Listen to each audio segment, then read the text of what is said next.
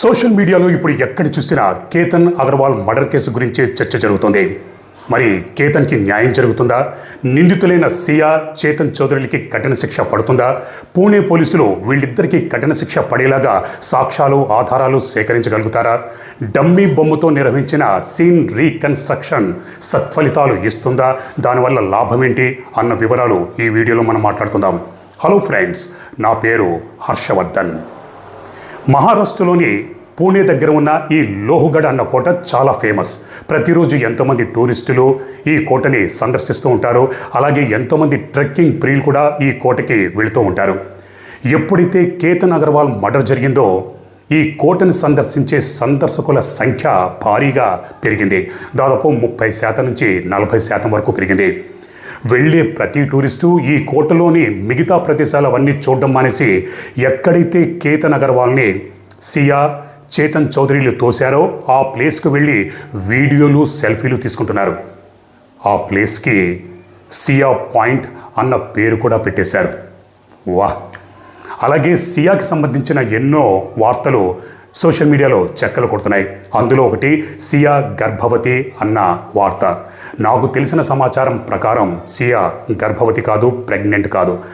అదేవిధంగా సియా కేతన్ అగర్వాల్ దగ్గర నుంచి ₹1 కోటి తీసుకుని తన బాయ్ ఫ్రెండ్ చేతన్ చౌదరికి ఇచ్చిందన్నది. ఇది ఒక ఆరోపణ మాత్రమే. నిజానిజాలు ఏంటనేది కోర్టులో నిరూపితం కావాలి. ఎందుకంటే కేతన్ సియాకి డబ్బు ఏ రూపంలో ఇచ్చాడు, దానికి సంబంధించిన బ్యాంక్ డీటెయిల్స్, అలాగే ఎలక్ట్రానిక్స్ ఎవిడెన్స్లు ఇవన్నీ కోర్టులో ప్రూవ్ అవ్వాలి. అప్పుడే ఈ వార్తలో నిజమన్న సంగతి మనకి తెలుస్తుంది. అలాగే సియాకి సంబంధించిన ఇంకా ఎన్నో విషయాలు బయటకు వచ్చాయి. సియా ఇంటర్మీడియట్ ఫెయిల్. ఇది స్వయంగా సియా తల్లే చెప్పింది. నా కూతురు ఇంటర్మీడియట్ ఫెయిల్ అయింది, చదువులో ఇంట్రెస్ట్ లేదు, కానీ వంటలవి బాగా చేస్తుంది, మంచి గృహస్థురాలు అవుతుంది.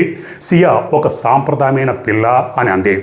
మరి సియాకి క్లబ్లకి, పబ్బులకి వెళ్ళే అలవాటు ఉందా, మద్యం సేవించే అలవాటు ఉందా అంటే చచ్చ నా కూతురు అలాంటిది కాదు, చాలా మంచి పిల్ల, క్లబ్లకి, పబ్బులకి ఎప్పుడూ వెళ్ళలేదు అంది.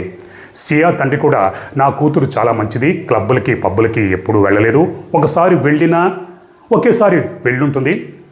మరి సియా మద్యం సేవిస్తుందా అంటే క్లబ్బులకి, పబ్బులకి వెళ్ళినంత మాత్రం చేత మద్యం సేవిస్తుందన్న గ్యారెంటీ ఏంటి? అక్కడ ఎన్నో కాక్టైలు, మాక్టైలు పార్టీలు అవన్నీ జరుగుతూ ఉంటాయి అని సియా తండ్రి అన్నాడు.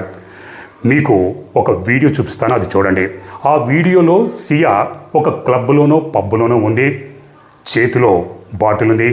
ఆ బాటిల్ ఏంటనేది మీ ఊహకే వదిలేస్తాను. యూట్యూబ్ గైడ్లైన్స్ ప్రకారం నేను మొత్తం వీడియో చూపించలేను. ఆ వీడియోలో సియా ఫోన్లో గట్టిగా అరుస్తూ ఎవరితోనో మాట్లాడుతుంది. మీరు కూడా చూడండి.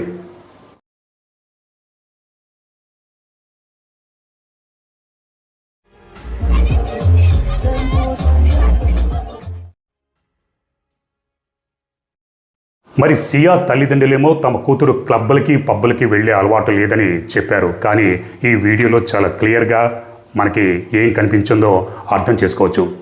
అదేవిధంగా ఎప్పుడైతే సియాతో నిశ్చితార్థం జరిగిందో ఈ వీడియోలో కేతన్ తండ్రి, అలాగే కుటుంబ సభ్యులు వీళ్ళందరూ ఎంతో ఆనందంగా సంబరాలు అవి చేసుకుంటున్నారు. కానీ ఆ ఆనందాలు ఒక భయంకరమైన విషాదంలోకి మారిపోతాయని బహుశా అప్పుడు ఎవ్వరూ ఊహించి ఉండరు. సరే, ఇక్కడ పూణే పోలీసులు కేసుని ఇన్వెస్టిగేషన్ చేస్తున్నారు. సియాని తీసుకొని గత నెల 29వ తారీఖు అదే లోహగఢ్ దగ్గరికి వెళ్ళి డమ్మీ బొమ్మతో సీన్ రీకన్స్ట్రక్షన్ చేశారు. డమ్మీ బొమ్మని సియాతో తోయించారు. నిన్న అంటే జూలై 1వ తారీఖు చేతన్ చౌదరిని కూడా పూణే పోలీసులు తీసుకుని అదే లోహగఢ్ దగ్గరికి వెళ్ళారు. మళ్ళీ డమ్మీ బొమ్మని చేతన్ చౌదరితో కూడా ఆ లోయలోకి తోయించారు. సరే, ఇదంతా ఎందుకు చేశారంటే ఇప్పటిదాకా కేతన్ అగర్వాల్ జారి లోయలోకి పడిపోయాడా, లేకపోతే ఎవరైనా తోస్తే లోయలోకి పడిపోయాడా అన్నది నిర్ధారించుకోవడం కోసం వీళ్ళిద్దరినీ చేత సీన్ రీకన్స్ట్రక్షన్ చేశారు. ఇక్కడ జారి పడిపోవడం, తొయ్యడానికి మధ్య ఒక సన్నటి రేఖ, సన్నటి దారం ఉంది. దాన్నే పూణే పోలీసులు తేల్చాలి. మరి సియాని తీసుకెళ్ళి తోశారు. చేతన్ చౌదరితో కూడా బొమ్మని తోయించారు. 400 అడుగుల లోతులోకి ఆ డమ్మీ బొమ్మ పడిపోయింది. డమ్మీ బొమ్మ పడిపోయిన తర్వాత పూణే పోలీసులు కానీ ఫోరెన్సిక్ సైన్స్ డిపార్ట్మెంట్ చెందిన నిపుణులు కానీ ఎవ్వరూ కింద ఉన్న ఆ డమ్మీ బొమ్మ దగ్గరికి వెళ్ళలేదు, ఆ డమ్మీ బొమ్మని పరిశీలించలేదు. మరి సీన్ రీకన్స్ట్రక్షన్ చేయడంలో అర్థం ఏంటి? చేయడానికి ఎందుకు చేశారు అంటే, డమ్మీ బొమ్మని తీసిన తర్వాత ఆ డమ్మీ బొమ్మ ఎక్కడ పడింది, కేతన్ అగర్వాల్ జూన్ 18వ తారీఖు ఎక్కడ పడ్డాడు, ఇది తేల్చుకోవడానికే కదా. మరి డమ్మీ బొమ్మని పరిశీలించకుండా ఫోరెన్సిక్ నిపుణులు ఆ డమ్మీ బొమ్మని పరీక్షలవి చేయకుండా వదిలేశారు. ఆ డమ్మీ బొమ్మ గత 4 రోజుల నుంచి ఒక అనాథలాగా అక్కడే పడింది. అఫ్కోర్స్ బొమ్మ కాబట్టి ప్రాణం లేదు. మరి ఎందుకు వదిలేశారు? దాన్ని పరీక్షించాలి కదా. ఇప్పుడు కేతన్ అగర్వాల్ జూన్ 18వ తారీఖు లోయలో పడి చనిపోయాడు. ఆ తర్వాత పోస్ట్మార్టం జరిగింది. పోస్ట్మార్టంలో కేతన్ అగర్వాల్కి ఎక్కడెక్కడ దెబ్బలు తగిలాయి, తలకి ఇక్కడ తగిలిందా, ఛాతి మీద, చేతుల మీద, కాళ్ళు విరిగాయా ఏంటి అన్నది పోస్ట్మార్టంలో చాలా స్పష్టంగా ఉంటుంది. అటాప్సీ చేస్తే అంతర్గత అవయవాలు ఏమేం దెబ్బతిన్నాయన్న సంగతి కూడా తెలుస్తుంది. ఇక్కడ అంతర్గత అవయవాలు ఏం దెబ్బతిన్నాయన్న సంగతి పక్కన పెడతాం. మామూలుగా బయట తలకి కానీ శరీరంలో బయట ఎక్కడెక్కడ దెబ్బలు తగిలాయి, ఎక్కడెక్కడ కొట్టుకుపోయింది అన్న సంగతి పోస్ట్మార్టం రిపోర్టులో ఉంటుంది. ఇక్కడ ఈ డమ్మీ బొమ్మను కూడా లోయలోకి తోసినప్పుడు ఆ డమ్మీ బొమ్మ కూడా ఎక్కడ విరిగిపోయింది, ఎక్కడ పగిలిపోయింది. ఎందుకంటే వీడియోలో కనిపిస్తున్నట్టుగా ఆ డమ్మీ బొమ్మ కాళ్ళు చేతులు విరిపోయి, కాలు ఒక చోట, చెయ్యి ఒక చోట, నడుము ఒక చోట, తల ఒక చోట పడిపోయింది. మరి అదేవిధంగా కేతన్ అగర్వాల్ కూడా ఎక్కడ పడ్డాడు, ఈ డమ్మీ బొమ్మ ఎక్కడ పడింది, ఈ డమ్మీ బొమ్మకి ఎక్కడెక్కడ గీసుకుపోయాయి. ఎందుకంటే అది ఒక బొమ్మ, ప్రాణం లేనిది. కానీ డమ్మీ బొమ్మ అయినప్పటికీ ఆ డమ్మీ బొమ్మ కాలు ఎక్కడ విరిగిపోయింది, చెయ్యి ఎక్కడ విరిగిపోయింది, ఎక్కడ గీసుకుపోయింది, ఎక్కడ కొట్టుకుపోయింది అన్నది పరిశీలిస్తే కేతన్ అగర్వాల్కి ఎక్కడెక్కడ దెబ్బలు తగిలాయి, ఈ డమ్మీ బొమ్మకి ఎక్కడెక్కడ గీసుకుపోయింది, ఎక్కడెక్కడ రాసుకుపోయింది, ఎక్కడ పగిలిపోయింది, ఎక్కడ బట్టలు కూడా వేస్తారు కాబట్టి ఎక్కడ చినిగిపోయింది. దీనికి కేతన్ అగర్వాల్ బాడీకి రెండిటికి బేరీజ్ వేసుకొని దగ్గర సంబంధం ఉందా లేదా అన్నది ఫోరెన్సిక్ నిపుణులు పరిశీలించడం కోసమే కదా ఈ డమ్మీ బొమ్మతో సీన్ రీకన్స్ట్రక్షన్ చేసింది. మరి ఆ డమ్మీ బొమ్మని అనాథగా అక్కడ వదిలేసి వెళ్ళిపోయారు. 4 రోజుల నుంచి అది అక్కడే ఉంది. మరి ఎవ్వరికీ తెలియకుండా పోలీసులు కావచ్చు, లేకపోతే ఫోరెన్సిక్ నిపుణులు ఆ డమ్మీ బొమ్మ దగ్గరికి వెళ్ళి పరీక్షించి వెళ్ళిపోయారా? ఒకవేళ ఆ డమ్మీ బొమ్మని తమతో పాటే తీసుకుని వెళ్ళుంటే ఈ అనుమానాలు, సందేహాలు అవేమీ వచ్చేవి కావు, కలిగేవి కావు. కానీ ఆ డమ్మీ బొమ్మ అక్కడే ఉంది. నాకు తెలిసిన సమాచారం ప్రకారం పోలీసులు కానీ, ఫోరెన్సిక్ నిపుణులు కానీ లోయలో పడిపోయిన ఆ డమ్మీ బొమ్మ దగ్గరికి వెళ్ళలేదు. దాన్ని ఫోరెన్సిక్ డిపార్ట్మెంట్ దగ్గరికి తీసుకుని వెళ్ళలేదు. మరి ట్రయల్స్ నిర్వహించడంలో అర్థం ఏంటి? సపోజ్ ఒకవేళ ఒక వ్యక్తి బిల్డింగ్ నుంచి కింద పడిపోతే సరాసరి నేల మీద పడిపోతాడు. ఇలా ఎంతోమంది బిల్డింగ్ మీద నుంచి దూకి చనిపోయిన వాళ్ళు ఉన్నారు. పడిపోయిన తర్వాత పోలీసులు, ఫోరెన్సిక్ నిపుణులు వస్తారు, డెడ్ బాడీని స్వాధీనం చేసుకుంటారు. ఫోరెన్సిక్ నిపుణులు బ్లడ్ శాంపుల్స్ అవన్నీ సేకరిస్తారు, సాక్ష్యాధారాలు అవన్నీ సేకరిస్తారు. ఇక్కడ ఒక వ్యక్తి కొండ మీద నుంచి, ఎత్తైన ప్రదేశం నుంచి జారి లోయలోకి పడిపోయాడు. ఇక్కడ బిల్డింగ్ మీద నుంచి, అపార్ట్మెంట్ నుంచి పడిపోతే సరాసరి నేల మీద పడతాడు. ఒకవేళ బాల్కనీ లేకపోతే ఏదైనా చెట్టు అడ్డుగా ఉంటే ముందు బాల్కనీకి తగిలి లేదా చెట్టుకు తగిలి మళ్ళీ నేల మీద కింద పడిపోతాడు. కానీ ఇక్కడ లోయలో ఎత్తైన ప్రదేశం నుంచి పడిపోయాడు. మరి లోయ ఎత్తైన ప్రదేశం అంటే బిల్డింగ్ టైప్లో ఒకేసారి కింద పడాడు కదా. ఇక్కడ ఎత్తైన ప్రదేశం నుంచి లోయలోకి పడాలి అంటే లోయ ఏటవాలుగా ఉంటుంది. అక్కడ రాళ్ళు, రప్పలు, ఎగుడు దిగుడు, ఎత్తు పొలాలతో లోయ నిండి ఉంటుంది. కాబట్టి కేతన్ అగర్వాల్ జూన్ 18వ తారీఖు సరాసరి లోయలో డైరెక్ట్గా పడ్డ కదా. ముందు ఒక ప్రదేశం దగ్గర పడతాడు, అక్కడి నుంచి డొల్లుకుంటూ మరో ప్లేస్లో పడతాడు, అక్కడి నుంచి డొల్లుకుంటూ మరో ప్లేస్లో, అలా ఒక్కొక్క ప్లేసులో కిందకి డొల్లుకుంటూ చివరికి లోయలో పడతాడు. మనం ఎన్నో సినిమాల్లో ఇటువంటి సీన్లు మనం చూసే ఉంటాం. కాబట్టి ఎక్కడైతే ఫస్ట్ పడతాడో అక్కడ చిన్న దెబ్బ తగులుతుంది, రక్తం కారుతుంది, ఆ తర్వాత మరో చోట, ఆ తర్వాత మరో చోట. మరి ఇక్కడ ఫోరెన్సిక్ నిపుణులు, పూణే పోలీసులు ఫస్ట్ ఎక్కడైతే పడాడో అక్కడి నుంచి బ్లడ్ శాంపుల్స్ యాక్చువల్లీ రికవరీ చేయాలి. కానీ అది రికవరీ చేయాలంటే ఎత్తైన ప్రదేశం నుంచి ఆ లోయలోకి దిగుకుంటూ కిందకి రావాలి. అది అయ్యే పని కాదు. పోనీ లోయలో పడిన తర్వాత పోలీసులు, ఫోరెన్సిక్ నిపుణులు బొమ్మని పరీక్షించారా, స్వాధీనం చేసుకున్నారంటే అటువంటి దాఖలాలు ఏవీ కనిపించట్లేదు.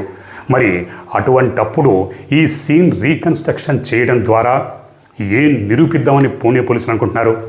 బయట ప్రపంచానికి మీడియాకి కేవలం మేమెంత బాగా కష్టపడుతున్నామో చూడండి, కేసును ఎలా ఇన్వెస్టిగేషన్ చేస్తున్నామో అన్నది చూపించుకోవడానికి అని భావించవచ్చా మనం? ఈ డమ్మీ బొమ్మతో సీన్ రీకన్స్ట్రక్షన్ చేయడం వల్ల ఎటువంటి లాభం లేదన్న సంగతి పోలీసులకి తెలుసా? ఎందుకంటే డమ్మీ బొమ్మతో సీన్ రీకన్స్ట్రక్షన్ చేసినంత మాత్రం చేత కోర్టులో అది 100% ప్రూవ్ అవ్వదు. దాంతోపాటు mobile data, calls records, electronic ఎవిడెన్సులు, అలాగే సీసీ ఫుటేజ్లు ఇవన్నీ చైన్తో కూడుకున్న సాక్ష్యాధారాలతో ఉన్నప్పుడు కోర్టులో ఒక బలంగా కేసు నిరూపించవచ్చు. కానీ డమ్మీ బొమ్మతో పూణే పోలీసులు ఈ సీన్ రీకన్స్ట్రక్షన్ చేస్తున్నప్పుడు తగిన జాగ్రత్తలు అవి పాటించి దాన్ని పరీక్షించాల్సిన అవసరం ఎంతైనా ఉంది. పైగా ఇక్కడ ప్రత్యక్ష సాక్షులు ఎవరు లేరు.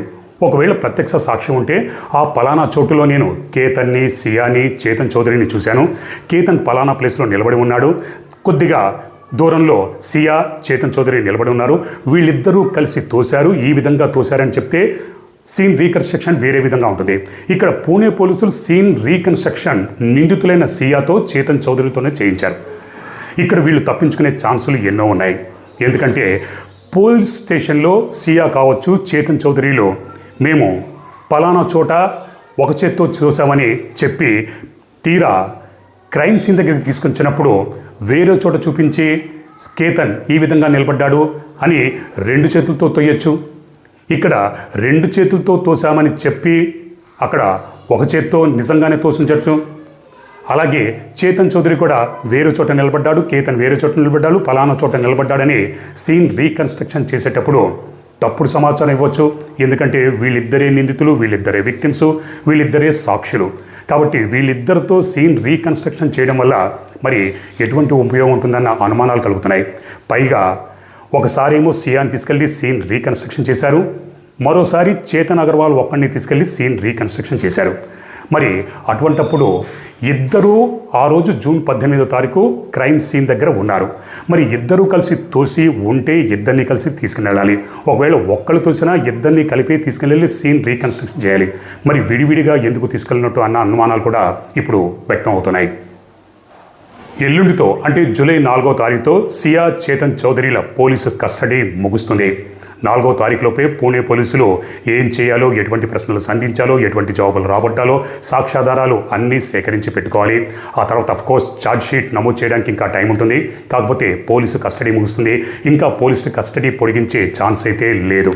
మరి ముందు అంటే జూలై 4వ తారీఖు తర్వాత పూణే పోలీసులు ఎటువంటి సాక్ష్యాధారాలు అవన్నీ సేకరించారు, పోలీసు కస్టడీలో సియాని, చేతన్ చౌదరి నుంచి ఎటువంటి నిజాలు రాబట్టారు అన్న వివరాలు తెలిస్తే దాన్ని మీకు తప్పకుండా తెలియజేస్తాను.